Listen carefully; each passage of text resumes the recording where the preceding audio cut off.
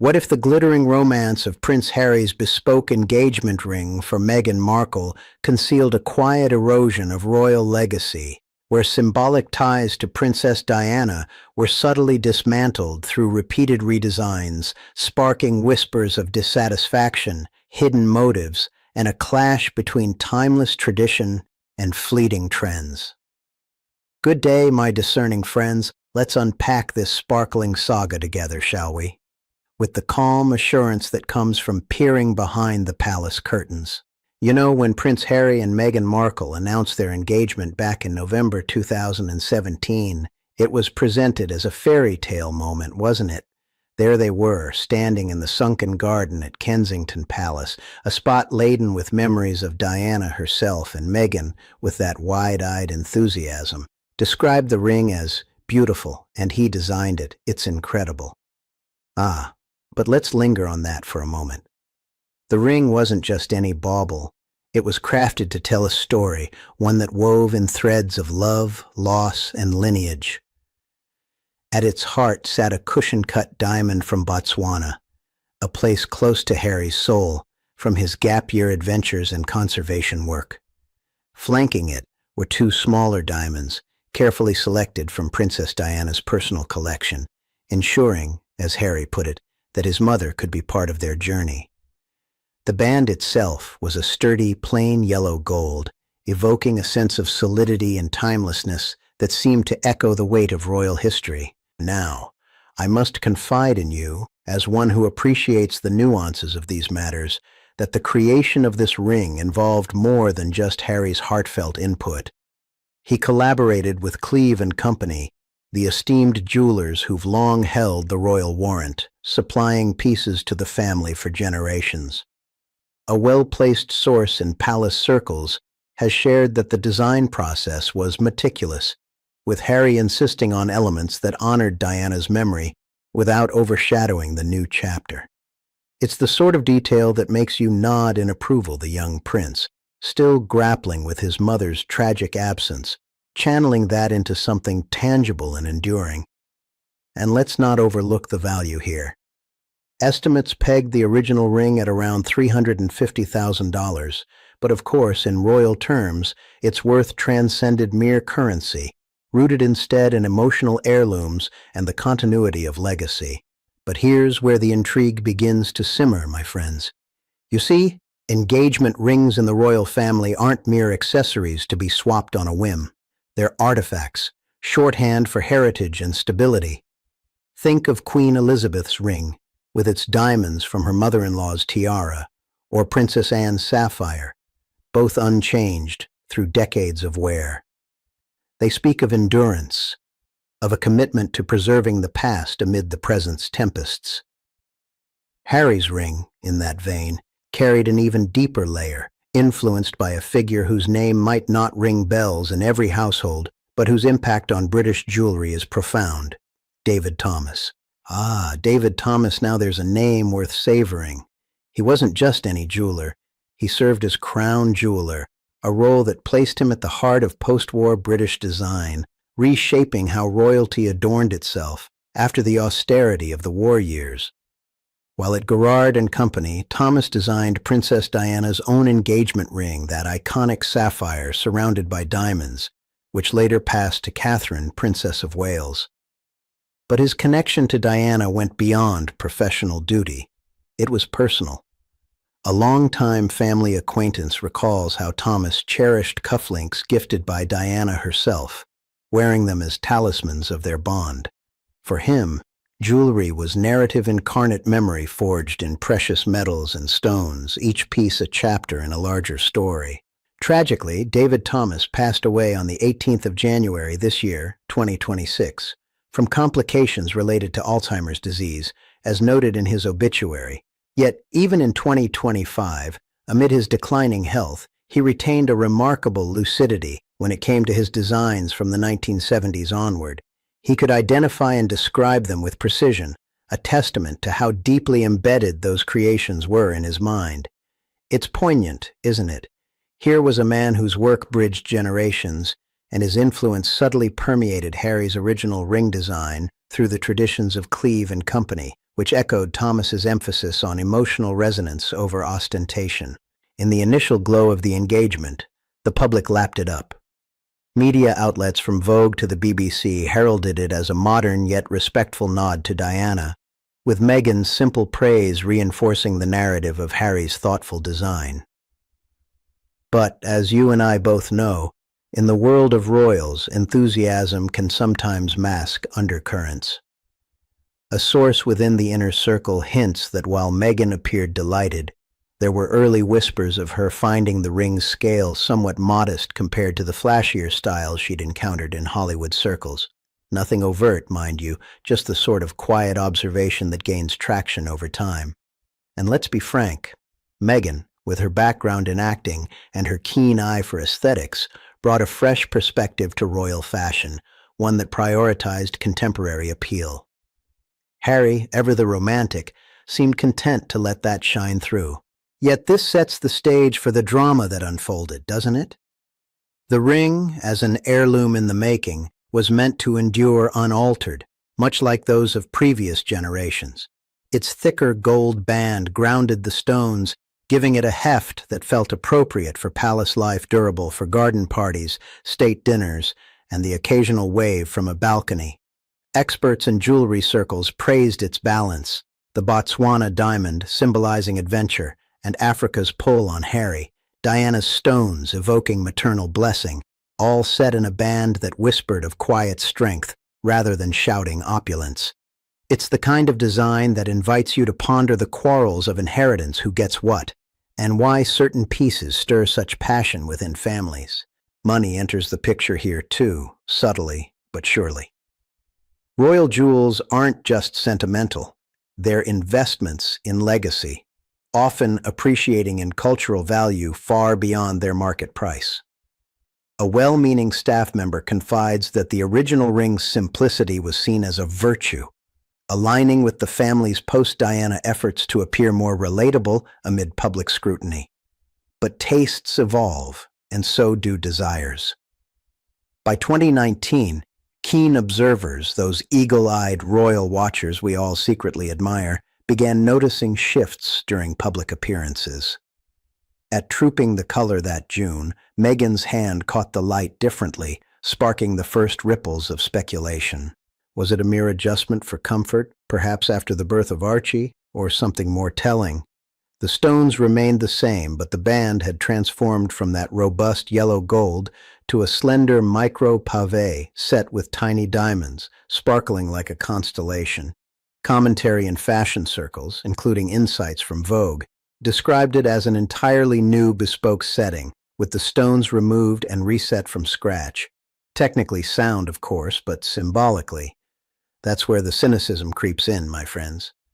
In altering the original intent, one can't help but wonder if the redesign diluted the very narrative Harry had so carefully constructed.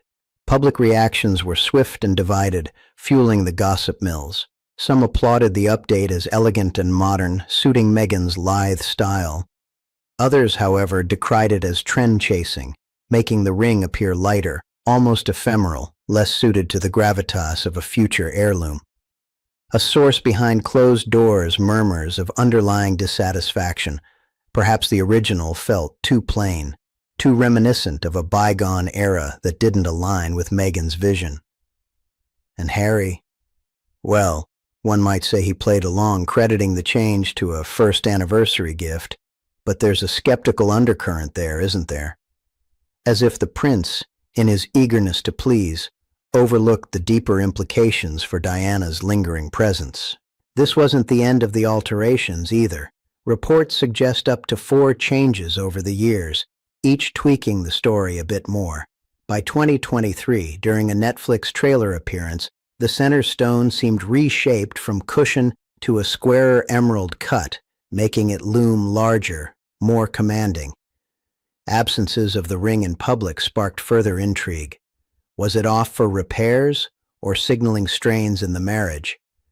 Whispers from a long-time family acquaintance point to quarrels over such symbols. With money, no object costs for these bespoke resets could run into tens of thousands, all for the sake of sparkle. Indeed, The transformation didn't escape notice for long, and it was during the Trooping the Color ceremony in June 2019 that the world got its first clear glimpse of the altered ring. There Meghan was, on the Buckingham Palace balcony, her hand raised in a wave, and sharp-eyed observers, those dedicated souls who pore over every pixel of royal footage, spotted the difference immediately. The original thick yellow gold band, that sturdy anchor for the stones, had been swapped for a much thinner micro-pavé design, encrusted with tiny diamonds that caught the light like scattered stardust. It was a subtle shift, but in the realm of royal jewelry, nothing is ever truly subtle, is it? The change was attributed to Lorraine Schwartz, the celebrity jeweler favored by the likes of Beyoncé and Kim Kardashian, known for her bold, contemporary flair. Harry, in his typically earnest way, framed it as a thoughtful first anniversary gift, a tweak for comfort perhaps after Meghan's pregnancy with Archie, but one can't help but raise an eyebrow at the timing and the choice, moving from timeless restraint to something more ostentatious, more Hollywood. The backlash bubbled up swiftly, fueling the sort of delicious gossip that keeps us all engaged.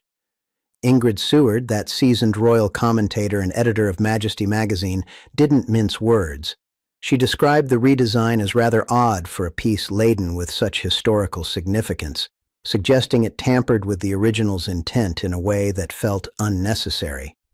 Fans and critics alike divided into camps, as they so often do in these matters. Some praised the new band for its delicacy, arguing it better suited Meghan's slender fingers and modern aesthetic, making the ring appear more elegant and wearable for everyday life, though, let's be honest, how everyday is the life of a duchess? Others, however, lamented the loss of the original's gravitas, calling the pavé edition trend-driven and lightweight, as if the ring had been demoted from heirloom to fashion accessory. A source behind closed doors whispers that the dissatisfaction stemmed from the original's perceived simplicity, too plain, too unassuming for someone accustomed to the sparkle of red carpets. There are even murmurs linking the style to Meghan's ring from her first marriage to Trevor Engelson, which featured a similar pavé band, raising questions about whose influence truly guided the change. From a technical standpoint, as jewelry experts will tell you, resetting stones is commonplace. The diamonds from Botswana and Diana's collection remained intact, merely transplanted into this new setting. But symbolically? That's where the real drama unfolds. Removing them from David Thomas's influenced design echoed through Cleve and Company's work, felt like unraveling a thread from the royal tapestry. It diluted the direct link to Diana, that emotional bridge Harry had so publicly emphasized, turning what was a narrative of continuity into something more personal, more reinterpretive. And in the royal family, where every gem carries the weight of precedent, such alterations spark quarrels that echo through drawing rooms and online forums alike. A longtime family acquaintance confides that within palace circles, there was quiet dismay at how the change seemed to prioritize current tastes over enduring legacy, as if Diana's presence was being gently airbrushed for convenience. But this was merely the opening act in a series of modifications that kept the intrigue simmering. Reports suggest the ring underwent up to 4 alterations in the years that followed, each one adding layers to the story. By 2023, during appearances tied to their Netflix documentary, eagle-eyed viewers noted yet another shift. The center Botswana diamond appeared reshaped, evolving from its original cushion cut to a square emerald or radiant cut, which had the effect of making it seem larger and more imposing under the lights. Was this an optical illusion, a clever recutting to enhance brilliance, or a deliberate upgrade? The value implications are tantalizing. Such work could easily add tens of thousands to the ring's sparkle, pushing its estimated worth well beyond the initial $350,000. But at what cost to its historical integrity? A well-meaning staff member shares that these resets weren't cheap, involving bespoke craftsmanship that spoke to a desire for ever more extravagant display, perhaps reflecting strains in the couple's public image amid their step back from royal duties. Then came the absences, those telling moments when the ring vanished from Meghan's finger altogether during high-profile events. In late 2023, at a gala in New York, her hand was bare, prompting speculation about repairs, or, as gossip would have it, deeper marital discord.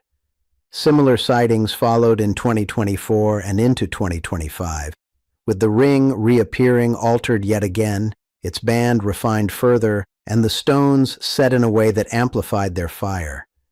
A source within the inner circle hints at underlying quarrels. Harry, ever the idealist, may have seen these changes as loving gestures, but whispers suggest Meghan's hand in pushing for more glamour, viewing the original as insufficiently grand. It's the kind of behind-the-scenes tension that fascinates, isn't it? Money plays its part here too. These repeated visits to jewelers like Lorraine Schwartz don't come without hefty bills. And in a post-Megxit world where the couple funds their own lifestyle, such expenditures raise eyebrows about priorities and perceptions. Social media, that modern amphitheater for royal drama, erupted with opinions. Transformed from fleeting posts into enduring chatter, the consensus among many was a sense of betrayal toward Diana's memory. A longtime family acquaintance recounts how fans decried the redesigns as a slight, arguing that each tweak eroded the princess's symbolic embrace, turning her diamonds into mere props in a contemporary narrative. Others pointed fingers at Harry for allowing it, painting him as somewhat naive in the face of influence, while Meghan bore the brunt of skepticism, accusations of avarice, or a disconnect from royal traditions. It's cynical to say, but public sentiment has shifted over time, viewing these changes less as romantic evolutions and more as calculated reinventions, especially as the couple navigated their own quarrels with the wider family. Expert voices amplified the debate. Jewelers like those at the British Gemological Association noted that while pavé bands add undeniable bling, they can make a piece feel less substantial, more prone to the whims of fashion cycles. One can't ignore the irony. Diana's own ring, designed by David Thomas, has remained unchanged on Catherine's finger, a steadfast symbol amid William's steady path. In contrast, Meghan's iterations suggest a restlessness, a clash between the permanence expected of royal jewels and the fluidity of personal style. And with Thomas's recent passing still fresh in our minds, his obituary reminding us of his lucid pride in those designs, even as Alzheimer's claimed him, it adds a poignant sting, as if the redesigns quietly closed a chapter he helped author. These alterations, my friends, aren't just about aesthetics. They're a window into the intrigue of power dynamics, where love intersects with legacy and money fuels the fire. Harry's public insistence on his design role feels a touch overstated now, doesn't it, in light of these repeated overhauls? One might wonder if the original story was polished for the cameras, masking a more complex reality. As we press on, the deeper implications of family rifts, symbolic erasures, and the price of reinvention reveal themselves, drawing us further into this glittering web of whispers and what-ifs. As these whispers gather momentum, one can't ignore the broader implications rippling through the royal narrative. My friends, implications that touch on legacy, loyalty, and the quiet power struggles that define family dynamics behind gilded doors. With each redesign, the ring's story evolves. But at what price? Symbolically, these changes have chipped away at Princess Diana's enduring presence, that carefully woven thread Harry intended to honor. David Thomas's influence, as the architect of Diana's own sapphire ring, lent the original setting a depth that felt almost sacred, a direct echo of her style, her spirit. His passing just last month, on the 18th of January 2026, adds a layer of melancholy to it all. Even in his final years, battling Alzheimer's, Thomas could recall his 1970s designs with startling clarity, describing them as living memories etched in stone and metal. A well-placed source in palace circles reflects that dismantling his stylistic legacy through repeated resets feels like a subtle erasure, diluting the emotional artifact Harry crafted to keep his mother close. It's as if the ring, once a bridge to the past, now prioritizes the sheen of the present, leaving Diana's shadow fainter with every sparkle added. Money, of course, weaves its own intrigue into this tale, doesn't it? These bespoke alterations aren't the work of a high-street jeweler. They involve names like Lorraine Schwartz, whose creations command eye-watering fees. Speculation puts the cost of each reset in the tens of thousands, perhaps more, given the sourcing of additional diamonds for pavé bands or the precision recutting of the center stone to amplify its size and brilliance.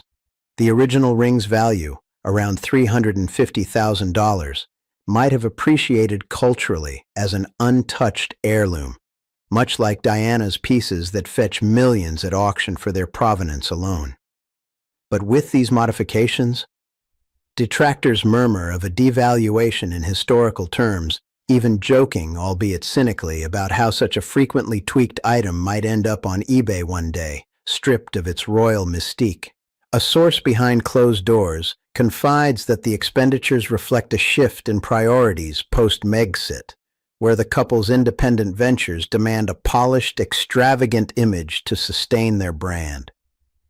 It's the sort of financial drama that fascinates.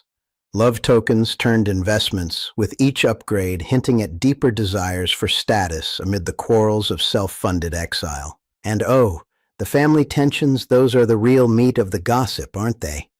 Within the wider royal fold, these changes haven't gone unnoticed, stirring subtle quarrels over what constitutes respect for tradition.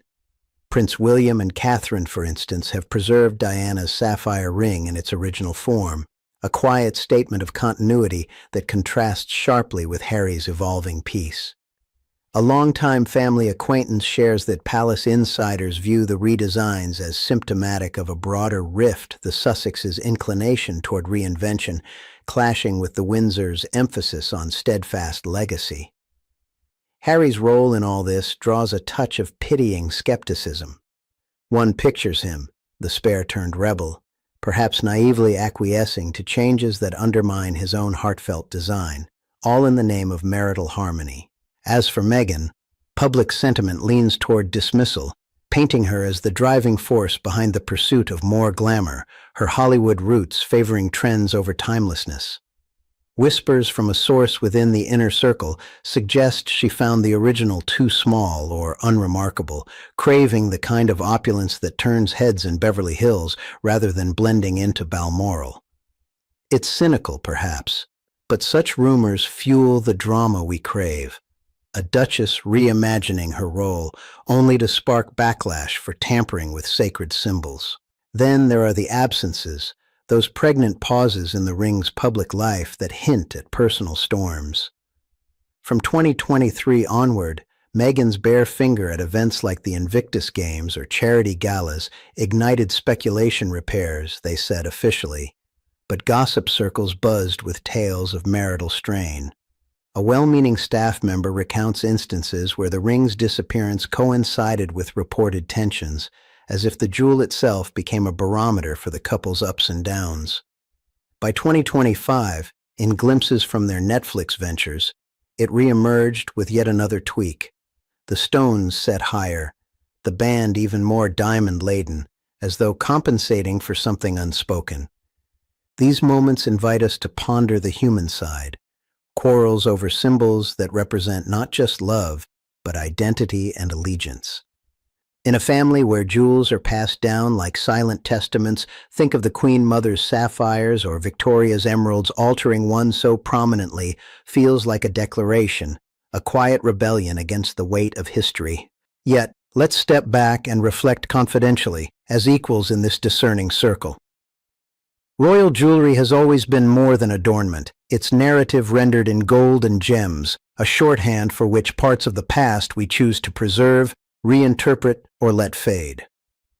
Harry's original design was a poignant chapter, embedding Diana's essence in a way that touched hearts worldwide.